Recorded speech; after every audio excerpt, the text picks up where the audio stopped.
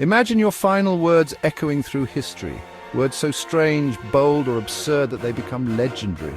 These parting statements, whispered on the precipice of the unknown, reveal more than just the person. They capture the raw, unfiltered human experience, from the battlefields to the executioner's scaffold, from the minds of revolutionaries to the deathbeds of artists. Join me as we journey through the annals of time. Let's dive into the top 5 craziest last words in history that will leave you speechless. The year is 1793. The French Revolution rages, a tumultuous tide sweeping away the old order. Caught in this maelstrom is Marie Antoinette, Queen of France. Her life of opulent privilege, once a beacon of envy, has been extinguished, replaced by the cold steel of the guillotine. As she approaches her fate, a woman of grace, even in her final moments, she stumbles, her foot landing upon the executioners.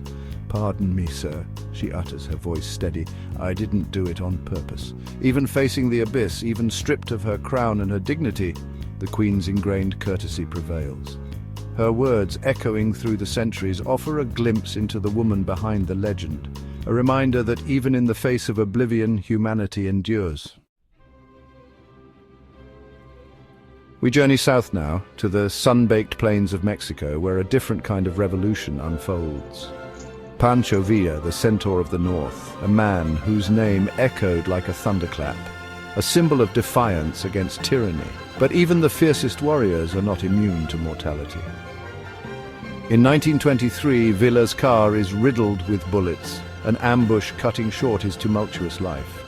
As he lay dying, his final words escape his lips, not a lament, but a command, a plea imbued with a lifetime's ambition.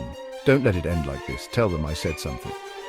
Even as the light fades from his eyes, Villa's desire for a legacy, for a story that transcends death, burns bright. He sought not just to live in history, but to shape it with his final breath. Chapter 3. Last words are for fools. From the battlefields, we shift our focus now to the realm of ideas, to the mind of a man who sought to reshape the very fabric of society.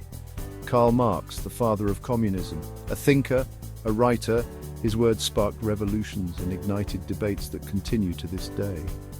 As he lay on his deathbed, his followers gathered, hoping for one last pearl of wisdom, one final revolutionary decree. But Marx, ever the pragmatist, dismissed the notion of last words with a characteristically acerbic wit.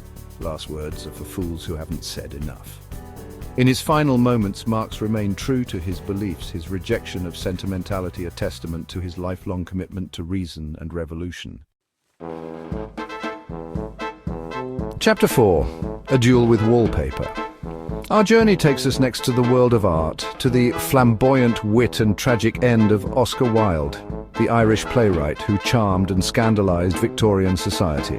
Known for his piercing wit and acerbic observations, Wilde faced his final curtain with a touch of his trademark humor.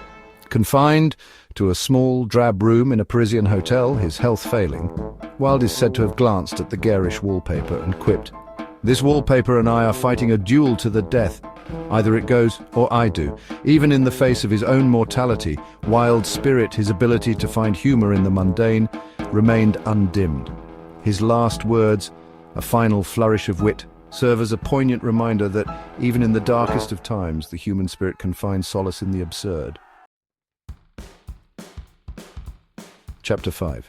The Executioner's Irony. Our final destination takes us to the heart of irony, to a man who met his end by the very means he had inflicted upon others. François Ravaillac, an executioner by trade, found himself on the other side of the blade, condemned for the assassination of King Henri IV. As he stood on the scaffold, the instruments of his former profession arrayed around him, a grim realization dawned upon him. His last words, tinged with a dark humor, captured the cruel twist of fate. Well, this is ironic. Ravaillac's final utterance serves as a stark reminder that life often unfolds in ways we least expect, and that even those who wield power are not immune to the capricious whims of fate. From the grand pronouncements of revolutionaries to the quiet dignity of a queen, from the witty barbs of artists to the chilling irony of an executioner's demise, these last words offer us a glimpse into the human heart at its most vulnerable, its most profound. History proves that last words can be funny, tragic, or downright bizarre. What would yours say about you? Let us know in the comments. And if you want more fascinating stories from world history, don't forget to like, subscribe, and hit that bell icon for more weekly top fives. Who knows what incredible tales we'll uncover next?